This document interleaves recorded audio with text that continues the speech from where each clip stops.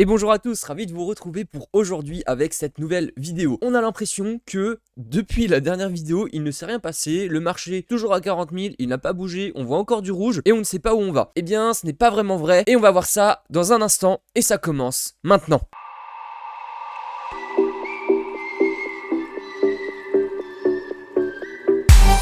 Avant de commencer d'attaquer avec le Bitcoin, n'hésitez pas à vous abonner ou à lâcher un petit like et un petit commentaire, ça me ferait extrêmement plaisir. En tout cas, on peut voir qu'on est en train de retoucher la zone ici avec la droite de tendance haussière. Là, c'est vraiment parfait, on a fait une petite mèche, on est venu la toucher et là, il ne faut pas casser plus bas pour le moment. On est vraiment en train de s'appuyer à chaque fois, même quand on a fait des petites mèches un peu en dessous, on a réussi à reclôturer au-dessus de cette droite de tendance haussière. Donc pour le moment, rien d'alarmant, on est encore dans cette fameuse zone là, cette boîte que j'avais dessinée entre les 37 000 et les 42 000. C'est vraiment la zone en quelque sorte à ne pas dépasser. Dans le cas où on va par le bas, et bien là c'est la porte ouverte à aller encore plus profond. Et dans le cas où on va par le haut, et bien à ce moment-là, on va peut-être aller chercher un plus haut que 48 000 $ qu'on avait fait précédemment. Et là ce serait vraiment le scénario idéal, puisque ça voudrait dire qu'on est vraiment reparti sur une tendance haussière en long terme. On a le qui est à deux doigts de croiser, on est en daily, cette fois on est un peu moins en termes de laps de temps. C'est franchement assez beau, même si on fait des grosses mèches parfois comme ça et qu'on vient traverser pour aller plus bas.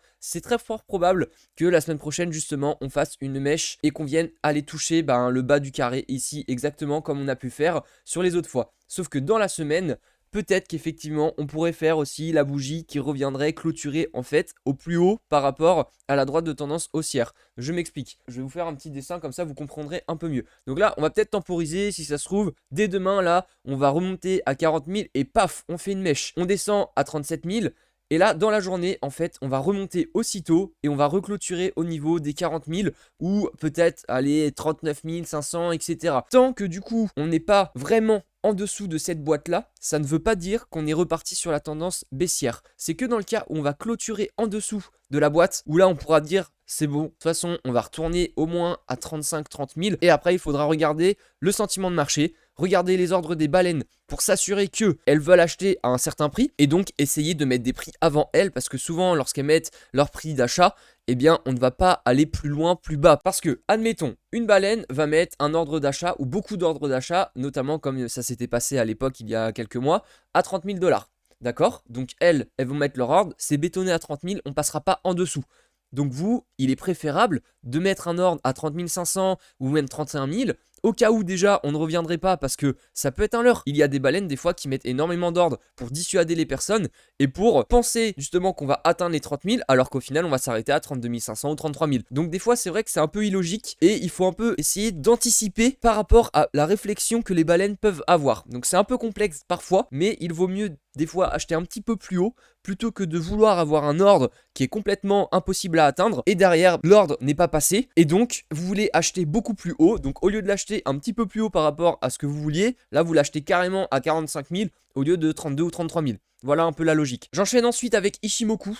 Donc on est passé par contre sur une période un peu plus longue en weekly, donc en semaine. On est en train de retester le bas du nuage. Donc vraiment, il va pas falloir casser plus bas, comme je le disais. Là, Ichimoku, c'est vraiment la zone clé à tenir sur du long terme. Si on peut voir historiquement, à chaque fois qu'on a cassé le nuage, que ça soit à la hausse ou à la baisse, ça a montré soit le bear market, soit le bull market. Bon là ici, à part effectivement le crack de 2020 qui était un peu imprévisible, après je ne dis pas qu'on n'en aura pas, si ça se trouve. Dans 6 mois, la Russie elle pète complètement les plombs, elle déclare la guerre à tout le monde avec la Chine, et là tous les marchés vont s'effondrer parce que il y aura autre chose à penser que le marché traditionnel. Je pense que s'il y a une guerre qui éclate avec la Russie et la Chine, à ce moment-là, il y aura beaucoup d'autres choses à penser au quotidien que le marché traditionnel ou la crypto-monnaie. Enfin bref, tout ça pour vous dire que lorsque là, par exemple, on avait cassé le nuage par le bas ici, Ichimoku en semaine, eh bien on était sûr qu'on était sur une période de temps baissière. Donc certes, on avait pris un peu de baisse avant, c'est ce qu'on a eu actuellement.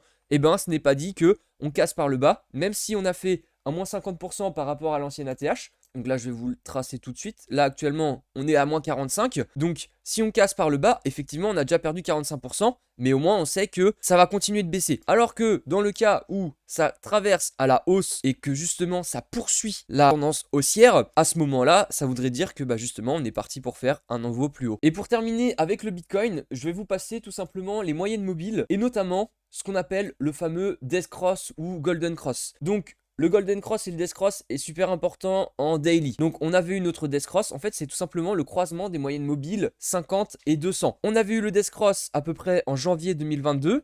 On a failli avoir le Golden, c'est quand justement là la droite orange, qui est la moyenne mobile 50, a failli retoucher la moyenne mobile 200 pour aller à la hausse. Au final, on a un peu temporisé et c'est effectivement la baisse qu'on est en train de pricer actuellement. Mais vous voyez qu'on est à 2 doigts de croiser quand même sur le Golden Cross. Et ça c'est pareil, c'est que historiquement quand même, lorsque nous avons croisé à la hausse ou à la baisse, donc lorsque la droite orange qu'on peut voir ici a croisé à la baisse, eh bien ça montrait très clairement une tendance baissière. Et lorsqu'on a croisé à la hausse, ça montrait très clairement une tendance haussière. Donc il faut aussi se fier à ces différents indicateurs. Lorsqu'on regarde en long terme, eh bien ça nous montre très clairement la tendance long terme. Et c'est ce qu'on veut savoir. Moi pour le moment, c'est ce que je veux vous montrer, c'est ce que je veux vous faire entendre. Et dans notre cas, on est vraiment à 2 doigts d'aller croiser encore en Golden Cross. Certes, on a eu un petit temps pour temporiser, mais si la droite commence à se courber encore légèrement pour aller retoucher la moyenne mobile 200, ce sera très très bon. Et lorsque le Golden Cross sera validé, je peux vous dire que là, tous les indicateurs nous préviendront, attention, là, on est vraiment reparti sur un cycle haussier.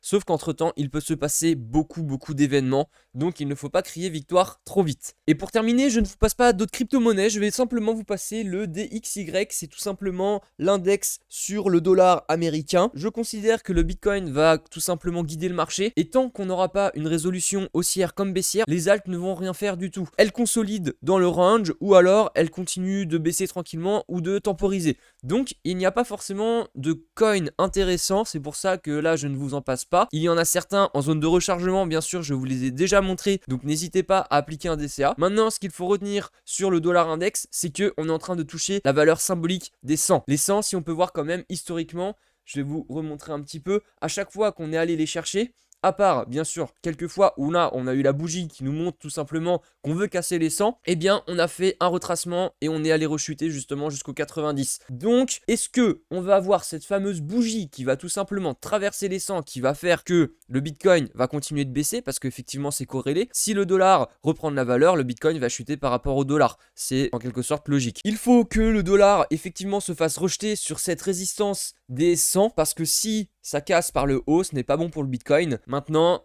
on verra la semaine prochaine comment ça va se passer. N'oubliez pas que demain, le lundi, c'est férié, même pour les traders. Donc, il va falloir attendre la réouverture mardi et la fin de la semaine prochaine sur la résolution haussière ou baissière du DXY. On est vraiment à quelques jours ou, allez, quelques semaines grand maximum de cette résolution qu'on va avoir sur les prochains mois. Ça va vraiment être déterminant si on va avoir la continuité du cycle haussier ou alors on va se reprendre une baisse phénoménale et à ce moment-là, ce sera l'opportunité de la vie pour appliquer un DCA. Et voilà, c'est terminé pour aujourd'hui. J'espère que ça vous aura plu et je vous dis ciao ciao.